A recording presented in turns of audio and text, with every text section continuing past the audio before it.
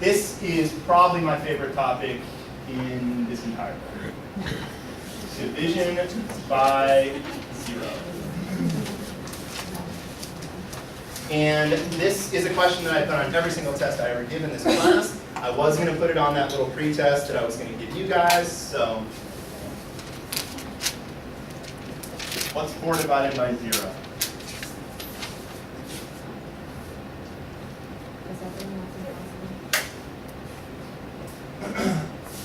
Possible answers. I heard someone say 0. I heard someone say undefined. I heard someone say anything different. There aren't that many other wrong answer, possible answers. They're not. No, one of these is right. That's why I'm thinking of other possible wrong answers. It is so common for people to think the answer is 0. It's not 0. Does it make any sense for it to be 0 if we think about division just by using the definition that we talked about a few minutes ago?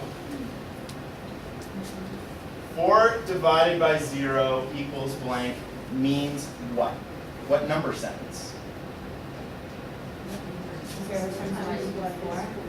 Blank times 0 equals 4, or if you prefer 0 times blank equals 4. Does 0 go in the blank?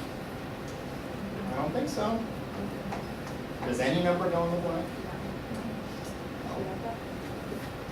It took 10 seconds in not fancy math to kind of debunk a huge problem in elementary school math instruction.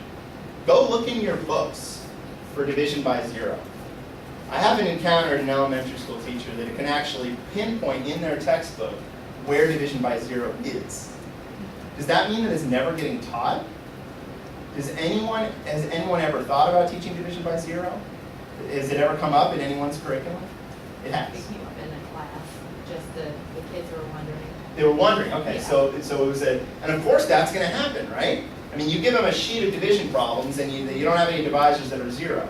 What is the student? Is that the context? Someone said, what happens if divisor is 0, or? Well, we had discussed that dividing by 0 was undefined, and one kid couldn't wrap his head around why, and so we had him put him into 0 groups. There you go. I mean, this is the definition way of explaining it, but if you use partitive and measurement, I mean, really you can think of 4 objects is 0 groups, and how many objects are in each group? That doesn't make any sense. Right? You can't do, if you have no groups, it doesn't matter how many objects are in each group. You're never going to get to 4 total objects. Or if you flip it around, you've got 4 total things, and you've got 0 in each group. Or I think I just said it. No, I said 0 groups. If you have 0 in each group, it doesn't matter how many groups you're going to have. You're never going to get to 4, right? So, I mean, this is it. I mean, all we used was the definition of division. Okay? But these things, and a lot of times I've had people tell me, well, is there really a difference between these two? Yes. 0 is a number. Undefined means you can't do it. Right? I mean, yeah, there's a huge difference. I hate to make light of it, but there's a huge difference. And this concept, we might say, well, in elementary school, I mean, does it ever come up? Here's when it comes up, when a student asks you. But in high school, this stuff comes up all the time, right? I mean, I don't want to get into too much high school math, but I know a lot of you guys teach algebra. So, do you guys remember functions at all?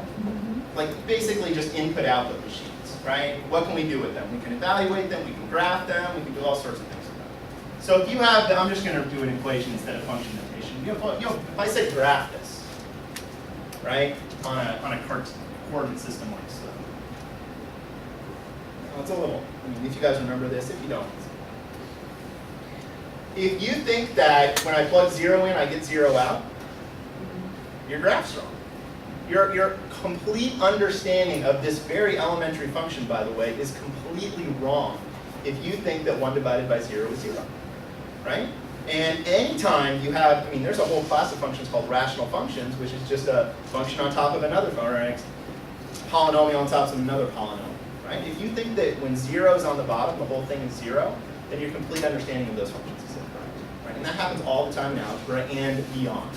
Okay, so this is such a I think it's such a great topic because it took 10 seconds to explain this correctly, and everyone got the right answer, right?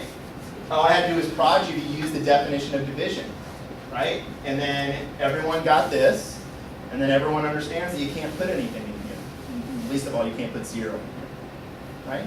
But again, look in your textbook or try to remember in elementary school, when does this get taught? It's a huge hole, I think. So now if students can't get their head around undefined, you might use less formal language, like you simply can't do it or no number works or something like that.